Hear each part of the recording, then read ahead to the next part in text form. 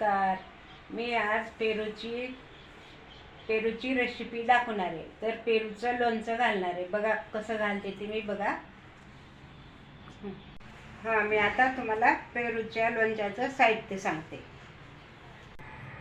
हे काही मी 3 पेरू घेतलेत चिरून, असे पातळ फोडी करून घेतलेत.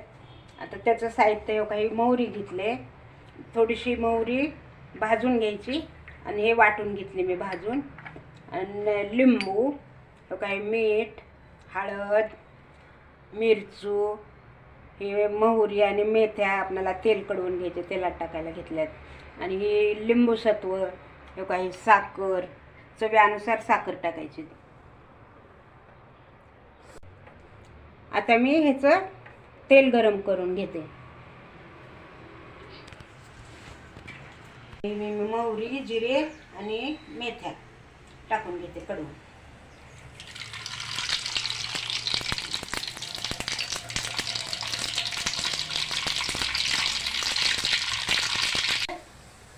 मीठ परत मी मीठ टाकून घेते थोडं, तर त्याच्यामुळं टेस्ट येते जरा चांगली मिठाने. तेलात मीठ टाकल्यामुळे तळल्या जाते टेस्ट. हां, आता हे कळलंय बघा, जिरे मोहऱ्या हे ते सगळं थोडं मीठ टाकलं, मीठ पण तळलं. आता थंड व्हायला ठेवते मी आणि पुन्हा मग लोणचं कालवताना दाखवते. काय करावं लागतं तुम्ही? आई लोणचं घालायला पेरूचं लोणचं. हां, मग आम्ही आता नवंच ऐकलं, हे आम्ही कधीच माहिती नव्हतं आम्हाला पेरूचं वालं आता लोणचं. बघ की तू खाऊन किती छान होते ते. कधीच माहिती नव्हतं आणि हे आजच ऐकलं बाबा. हे साहित्य आहे होई त्याचं. हां, हे ओके. बरं झालं मग आम्ही आले. मला आता हे नवं लोणचं बघायला मिळालं, खायला बी मिळेल. आणि एवढं सामान बी कसं घालावं काय नाही हे सगळं मला आता तुम्ही सांगा, शिकवा मला यादीनं. हो हो, वाटलं तर मी माझ्या गावाकडे जाताना लिहून द्या मला, म्हणजे बरं. मी घरी गेल्यावर घालीन असंच. हो बघा, आता घालून दाखवते तुला समर्गी. हां, ही पेरू किती इथं? ही 3 पेरू इथं. हां,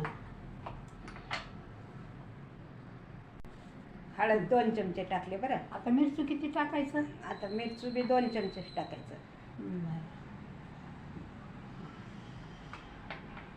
हां,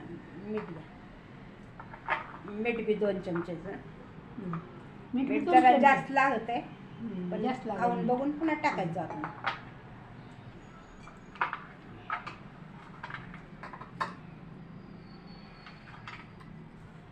मोहऱ्या किती चमचे टाकायच्या? मोहऱ्या बी 2 चमचे टाकले. आता ही आहे, ती काय आहे ती तसलं? ही आहे लिंबू सत्व, म्हणजे जरा टेस्ट येते त्याच्यात. आई याला का नाही हॉटेलात ह्याच्यात दुकानात कोणी फूल म्हणते, लिंबू फूल म्हणते, आणि कोणी लिंबू सत्व म्हणते, आणि कोणी ट्राक म्हणते. ह्याला टट्टरी म्हणतात बघा कोणी. आणि आता ही 2 चमचे साखर. साखर पुरायला पुरेल की 2 चमचे? आणि आता ही लिंबू पिळून घ्यायचं. लिंबू सत्वन लई होईल वाटाले मला तरी. नाही होत नाही. लिंबू बी आंबट, जांब बी आंबट, ते लिंबू सत्व बी आंबट, सगळं आंबट घातल्यावर जास्त आंबट नाही, आता होतं. तू खाऊन बघ की आता हे.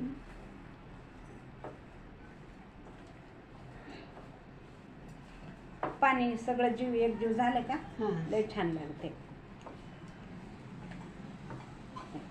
बरं झालं बाई, नवं कधी शिकाय मिळालं मला. लय छान लागते. लेकरं तर उगा असं हातात घेऊन आम्हाला तर असलं माहिती असतं तर आम्ही किती बी घातलं असतं. आमच्या घरी जांबाचे झाडं होते, आम्हाला माहीतच नव्हतं येईन काय करावं.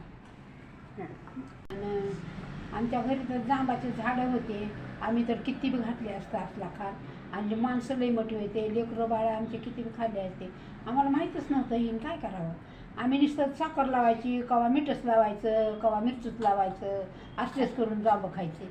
मला माहित नव्हतं, एका मैत्रिणीने शिकवली माझ्या मला. शिकावं लागते पण आपण त्याच्याकडं खाल्ले होते मी, तर म्हणजे चल तुला करून देते म्हणून घरी येऊन करून देते. आणि तसं तर म्हणजे तर एवढंच. जांब अख्खा एका माणसानं खात जावं म्हणा, हां. बारीक असो मोठा असो, त्याच्यात एकच बी राहते म्हणा की त्यातून माणसाला काहीतरी जीवाला लई चांगलं मिळतंय म्हणा. हो हो म्हणते. आता मी तेल टाकून घेते. आता तेल थंड झालं का ते जरा गरमच आहे अजून. हो थांबा. आई जरा गरम आहे लई, तर जरा थांबू आपण थोडा. हो थांबू. आता तेल किती टाकायचं ह्याला? आता तेल जसं लागत तसं 2 पळ्या पळीले जेवढं आपलं हे आहे का नाही त्याच्यानुसार टाकायचं. आता असं कर, हातानंच काढे म्हणजे सगळ्या नाही. पुरीनी झालं. लागत आहे. हातानंच काढे ग, हातानंच काढलेलं चांगलं. सगळ्या पुरीनी लागत आहे माझं म्हणजे तसं बरोबर. असं हातानं आपल्या बोटाला असं चोळल्यावानी कुठं चमच्यानं घुसलत आहे त्याला तेवढं लई. आता सगळ्या ह्याला घुसलत आहे हातानं. आंब्याच्या खराच्या सुद्धा पुडी आपण चुळूनच घालता, मिरच्या चुळूनच घालता, सगळ्या आला लागत आहे तसं. आता बघ कसं सगळ्या आला लागल्याने दिसायला. आणि पाणी बी सुटलं. आणि त्याने किती वेळ हलवलं तर आता हे असं थंड झाल्यावरच तेल टाकायचं, नाहीतर मग लगेच असं बुरायचं उद्याच. खराब म्हणून होतं. थंडगार झालं. गरम टाकायचीच नसते कशा झाली. आई खाऊन बघा बरं आता टेस्ट कसं झालं. आपल्याला कमी जास्त पडलं तर टाकता येते.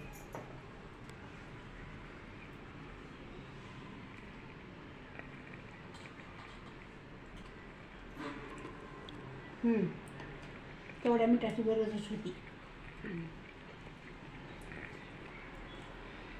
आता ही महिनाभर राहू शकते बघा. भरणीत, काचेच्या भरणीत भरून ठेवायचं. पण रोज काय थोडं म्हणते? थोडं काढून घ्यायचं बाहेर.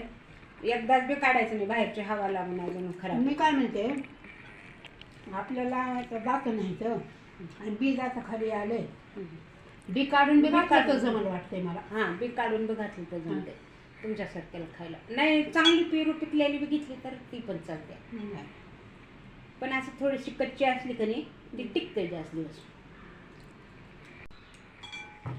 ती पिकलेल्या पेरूची असते का नाही ती म्हाताऱ्या ते बी माणसावाला खायला येते, पण 4 दिवसात संपवावं लागते ती. आणि ही आहे ती जास्त दिवस राहते. पिकल्याला कोणचं तरी कसं राहतंय चांगलं. अंड्याचं सुद्धा तसंच आणि होतं. आपण हिरवी केळी सुद्धा घ्यायची आणि हिरव्या केळीचं वरचं टर्पल काढायचं आणि ते असं असं असं असं कट करून असं लोणचं घालायचं त्याचं बी छान लोणचं आहे. ती केळीची रेसिपी शिकवली आहे, बोराची शिकवली आहे मला तर. आता ती केळीची पण रेसिपी दिली आहे बघा मला. हिरव्या कच्च्या केळ्या मिळतात की बाजारात, तसल्या कच्च्या केळ्या घ्यायच्या, आवरलं टर्पल काढून त्याच्या पुडी करून असंच करून घ्यायचं. बाजारात आणायची काय गरज आहे? आमच्या इथं झाड आहेत इतके मोठे. आमच्या घरच्या झाडाचे असलं काही केलं की तर आमचा यशा तर लई म्हणते, आमची माय तर काही बी नवच करते. गाणं म्हणले काय म्हणून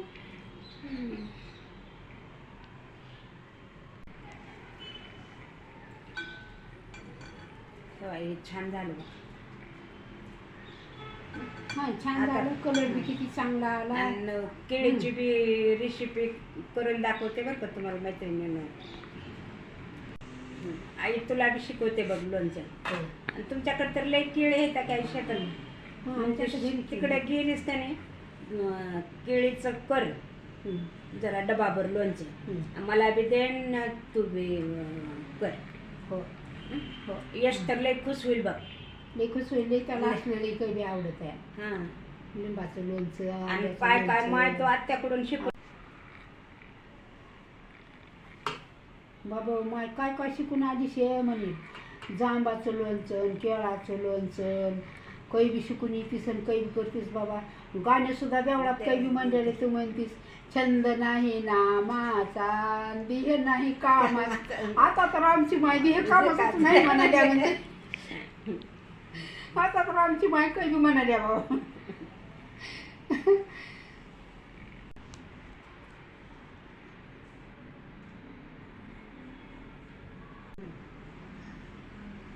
हे हे रेसिपीचं झालं आता करणं सगळं. याला ठेवते आता बाजूला. आता हे तुम्हाला कसा खार वाटला तुम्ही करून खाऊन बघा आणि आम्हाला त्याची माहिती द्या. चांगला वंगळा कसा लागला तसा. आणि आम्हाला धन्यवाद द्या. आम्ही तुम्हाला धन्यवाद देतो. आणि रेसिपी ही कशी तुम्हाला आवडली काय नाही ही आम्हाला मेसेज करा आणि सबस्क्राईब बी करा. धन्यवाद.